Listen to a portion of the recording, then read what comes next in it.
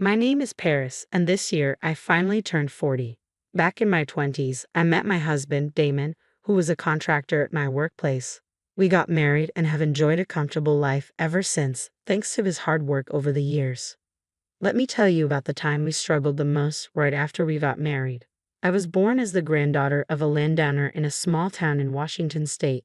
Although my grandfather owned land, he wasn't particularly impressive, but I did enjoy a fairly comfortable upbringing. As I grew older, I felt like I couldn't become a self-sufficient adult if I kept relying on my family's wealth. So determined to be independent, I chose to work for a company in Boston and moved there. I didn't tell Damon that I was a landowner's granddaughter till we decided to get married. The reason was simple. I didn't think it was necessary. I was living off my own salary without relying on my family's money. When Damon came to visit my family home, he was surprised by its size but didn't make a big deal about it. I felt reassured that his attitude didn't change after learning about my background, and we went ahead with the marriage. Had he changed his behavior, I might have called off the wedding, suspecting he was after my family's money. One day, as we were discussing our upcoming wedding, my grandfather suddenly passed away.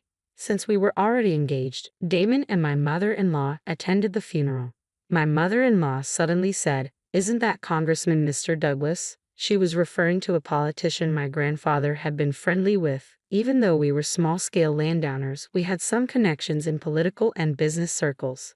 "Impressive, you notice. Excuse me for a moment, I'll go say hello," I said, walking over to greet Mr. Douglas. But I couldn't shake the feeling that my mother-in-law was watching me intently, even from a distance. After the mourning period for my grandfather ended, we got married. We were enjoying the sweet atmosphere of newlywed life when something unexpected happened. "Paris, are you home?" It was my mother-in-law, and I was caught completely off guard by her sudden visit during the daytime when Damon wasn't around. "Just a second, let me get the door," I said, scrambling to open it. "Sorry for the surprise, just wanted to see how you're doing," she said with a smile. I apologized while trying to fix my disheveled hair. "I'm sorry for the way I look. Damon's not here today, he's at work." "That's fine. I actually came to talk to you. Just wanted to make sure Damon's not causing any trouble," she said. My mother-in-law asked various questions about my life with her son and if I was facing any challenges. I was relieved for a moment, glad she was understanding, but then she sipped her coffee, straightened her posture, and said, "By the way, I heard from Damon that your family in Washington owns land." I didn't expect such a question out of the blue. Still thinking it was just small talk, I answered, No, it's not like that. My grandfather just owns a little land. It's not a big deal." My mother-in-law smiled and asked, "But your family's well off, right?" Something about this made me uneasy. I managed to keep a smile and play it off. As I suspected, the conversation shifted to awkward topics like my income and whether I was getting any financial help from my family. From then on, my mother-in-law started visiting our home whenever Damon was not around. She would look around and always say, "You should ask your parents for help." This happened especially when the house was a bit untidy or after she'd taken a peek in the refrigerator. I could tell she was implying, "Why don't you hire a housekeeper? Or you should ask for grocery money." Not wanting to argue, I brushed it off each time with a laugh. Then one day, I noticed my card holder was missing. It was a small branded gift from my mom when I got my job. I'm not fond of expensive things, but I remember Mom saying, "Let me do this much for you," and I treasured it even though it was a bit worn out. I searched everywhere, drawers, bags, but couldn't find it. So casually, I asked my mother-in-law, who sometimes helps with cleaning, "Have you seen a yellow card holder?" I thought she might know because she sometimes helps me clean our house. What she said next was completely unexpected. "Oh, that, it was so lovely, I took it." I couldn't believe what was happening. Taking other people's things without asking, is that acceptable now? I briefly wondered if I'd missed some new custom, but no, that couldn't be it. "Great souvenir, thanks," she added. Why was I being thanked for something I never gave? I was so shocked I couldn't find the words. That's actually something special my mom gave me, so I can't just give it away." There was a lot I wanted to say, but I stuck to the bare minimum to make my point. Not wanting to escalate things, I tried hard to calm my racing heart and muster some semblance of respect, because after all, she is my mother-in-law. "Oh, really? That's too bad. I really liked it." "Fine, here it is back. Now give me something else." Wow, I was stumped. I couldn't believe it. I really wanted that card holder back, so I exchanged it for some organic tomatoes we'd gotten from a neighbor. She seemed unhappy with the tomatoes at first, but once I explained they were organically grown and hard to find in stores, she seemed satisfied. But it got me thinking, all those times she'd come over to help tidy up, was she actually snooping for valuables? She practically knew the contents of our entire house, and it gave me the creeps. I thought she was strange, but I hoped this would be the end of it. I decided to keep the whole ordeal to myself and never told my husband. But then she showed up again, not long after the incident. The nerve of her to come back after all that. Although I reiterated my annoyance, remembering she is my mother-in-law after all. Paris, let's go out for lunch today. I know a delicious place. She invited me out, which was unusual. I had a glimmer of hope that maybe she was going to apologize for the last time. But the reality was quite the opposite. As we were leaving the restaurant after an enjoyable lunch, she said, "Oh no, I forgot my wallet. Paris, can you cover for me?" To be honest, given the previous incident, I had a bad feeling about this. But I could have just not paid, so I reluctantly covered the whole bill. "Thank you, Paris," she said. Just as I expected, the money never came back. Since then, my mother-in-law often invited me to lunch, conveniently forgetting her wallet each time. I was left with no choice but to pick up the tab. She also never stopped taking things from our home. It got worse every day. "So, what's the gift for today?" she would ask, out of sheer necessity. I started preparing extra groceries and snacks to give to her. It was better than her taking things without asking, but it still felt awful. The more this went on, the harder it became to talk to my husband about it. I worried how he'd feel if he knew his mother was acting this way. Constantly supplying these gifts started to strain our finances too. It bothered me that our hard-earned money was dwindling. Finally, I found a way to cope. I started working a part-time job, giving me less time to spend with my mother-in-law. And it worked. I had significantly fewer encounters with her. Maybe I should have done this from the start. Now, I only had to deal with her during summer vacations and Christmas visits, which made life much easier. However, when we visited her for the summer vacation after a long time, her bad habits reemerged. She'd make comments like, "How have you been with your family lately?" Or, "That's a nice watch you're wearing." When my husband was away, though, I had some financial flexibility because of my part-time job. My watch was nothing special. As for my relationship with my family, it was the same as always. She had one reason for asking these questions. I realized from my long experience with her, she was fishing to see if she could get something more. "Hey, sister-in-law, long time no see. Got any gifts?" Just when I was getting fed up with my mother-in-law, up popped my jobless, live-at-home sister-in-law, Cindy. "I've brought some snacks. Feel free to have some," I said with a smile. That's when Cindy said something outrageous. "No, not like that. Your family is rich, right?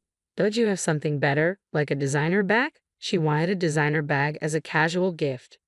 I was speechless, just like when my mother-in-law made her ridiculous demands. "I'm sorry for not being more thoughtful," I said, brushing it off. I had so much I wanted to say, but I didn't want to stir up trouble during a short two-night visit. "Seriously, make sure you bring gifts next time," my sister-in-law retorted, retreating to her room and laughing as if she were in the right. She's only a few years younger than me, and her outrageous comments and actions are infuriating. But I kept my cool, reminding myself that I married into this family. Yet the lack of gifts seemed to have hardened my sister-in-law and mother-in-law against me. I realized this while helping with household chores. "You're washing those dishes wrong. You're using too much soap and wasting water," ripped my mother-in-law. Confused, I was taken aback. "I wash dishes like anyone else, and it's the same way I do it at the restaurant where I work part-time. If anything, I think I'm more careful here." "Well, you're from a well-off family, so I guess you're not used to household chores," she chuckled. Here I was, washing a mountain of dirty dishes she left, and she was saying I don't do housework. The audacity! I wanted to voice my displeasure but held it in. "Well, it's done now. Just pay for the soap and water later," she said. With that, she left all the chores to me and went off to watch TV. My sister-in-law was no better, demanding an allowance from me. I had no obligation to give money to an adult woman who's only 3 years younger than me. I tried to laugh it off, but she was persistent. She even opened the bathroom door while I was showering to say, "I'm waiting for my allowance." Even between women, this is unacceptable. Finally, I lost my patience and snapped. "I can't do that," I said, my self-control slipping, perhaps because she's younger. "What? How arrogant. I'll tell Mom," she retorted. and she really did report me to her mother-in-law. Under normal circumstances, a parent would scold or be dumbfounded by such behavior, but not the women in this family. How could you, Paris? Don't you find Milan adorable? I was reprimanded. Adorable? No way. But I knew they would keep blaming me until they got money. With a sigh, I gave in and handed my sister-in-law some money. Deciding it was best to avoid more conflict, I thought, I'll be going home tomorrow. So it was decided that we visit my in-laws again for Christmas. At that time, we had just returned from a trip to Italy for our wedding anniversary, so I thought no one would say anything more. Knowing that my mother-in-law and father-in-law would be celebrating their 25th wedding anniversary next year, I bought them a pair of Venetian glasses, each costing around $300, as a gift. Despite my ups and downs with my mother-in-law, I felt genuine in choosing these for them. For my sister-in-law, I picked out a leather bag from a popular, though not famous, Italian brand. It was a little bitter meeting their demands, but our rare trip had been enjoyable, so it didn't bother me too much. In fact, during the trip, I confided everything about my mother-in-law and sister-in-law to my husband. It felt wrong to bring it up during a fun moment, but the freeing atmosphere of our trip made me spill the beans. My husband held me and said, "I'm sorry. I'm glad you talked to me. Let me know right away if something happens again. He's truly a wonderful man. I'm glad I married him." I felt so clear-headed, but my worn feelings were about to be shattered. Crash! A loud noise rang out. Startled, I rushed to the kitchen. The Venetian glasses I had gifted were in pieces. "Oh, Paris, I'm so sorry." My hand slipped, my mother-in-law said, laughing as she spoke. Could someone's hand really slip and break both glasses? It was a lie. She did it on purpose. I couldn't help but glare at her for a moment. She hesitated but then laughed it off. "They break so easily." "Wow, what happened? Did it break?" my sister-in-law asked, drawn in by the noise. "Yes, it did. It was just an accident," my mother-in-law replied.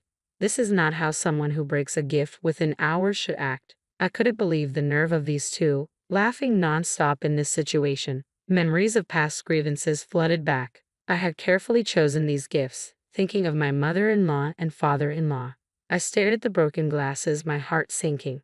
My sister-in-law looked at me. "Well, if it's such a cheap thing that breaks easily, you shouldn't have bothered. If you're wealthy, bring something high-end at least." She nodded in agreement with my mother-in-law's words. "I don't need such pathetic souvenirs."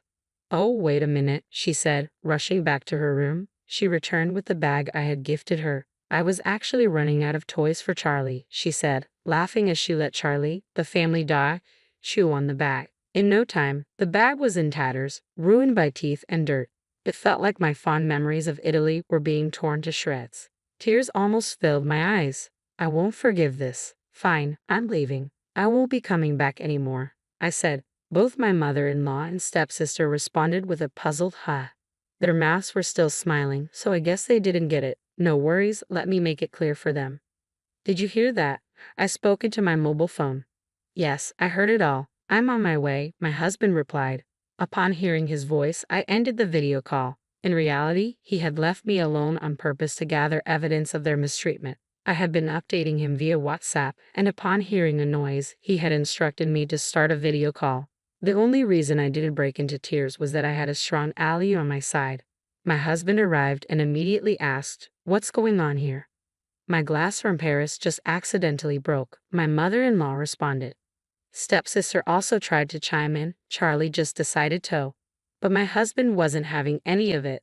"Don't mess around. I saw everything. What are you doing to Paris?" At that moment, the words "doing to Paris" caught my attention as if something had been done to him too. "Well, you don't give her much money, do you? Paris is your wife. It's okay, right?" "It's her duty," my mother-in-law retorted. I was stunned. Could it be that they were mooching off my husband as well? "Mom, you and your bunch have always been messed up. Stop leeching money off your kids," my husband said, his voice firm. With his words, my suspicions turned into certainty. It turned out he'd been asked for money by his family for a long time too.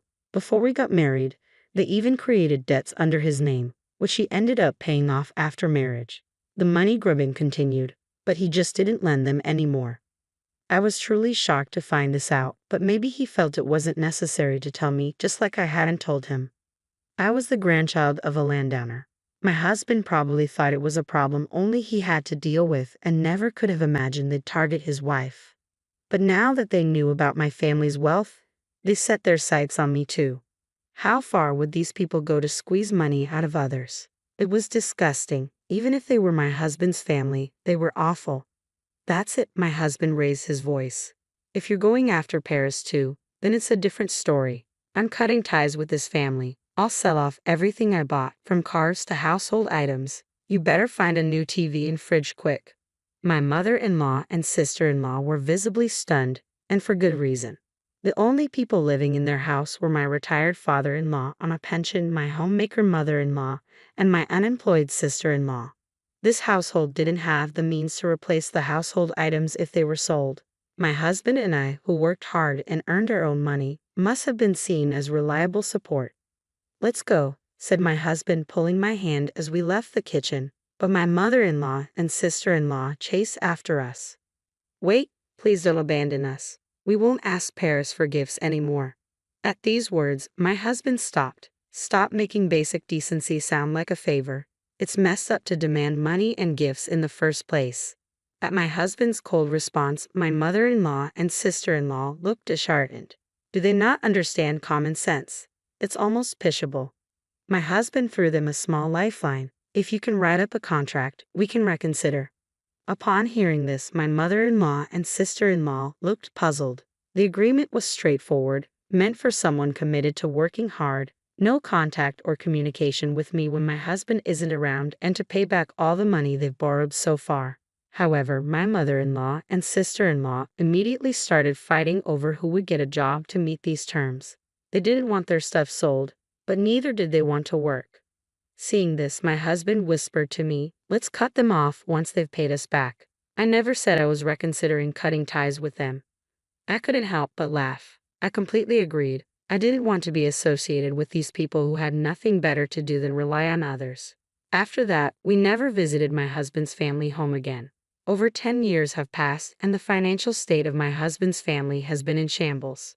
Struggling to pay rent, daily expenses, and other debts, my mother-in-law and sister-in-law are working sort of but with no qualifications or solid work experience. They're stuck in low-paying jobs or poor work environments. Given their selfish attitudes, it's no surprise they can't hold on to a job.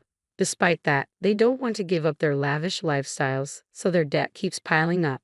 They keep reaching out to my husband, begging for help, but he has firmly rejected them, effectively cutting off ties. As for my husband, his diligent work has paid off, and he's climbed the corporate ladder impressively. I've quit my part-time job and returned to being a stay-at-home mom. We've had a child, and my husband has created an environment where I can focus solely on raising our kid. Now my life is as peaceful and fulfilling as when I lived with my parents, if not more so. I'm grateful for having such a wonderful husband. Your parents' achievements don't define you. Similarly, if your parents are terrible, it doesn't mean you'll turn out the same way.